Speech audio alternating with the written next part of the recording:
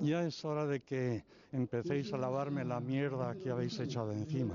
Por cierto, ¿quién os manda a bailar al son de Padróns? É o que estamos pedindo, outro cura. Nos queremos ir a misa y queremos todo, pero que venga otro cura. No entiendo la forma de ser de él. Es un cara dura, se ríe de la gente.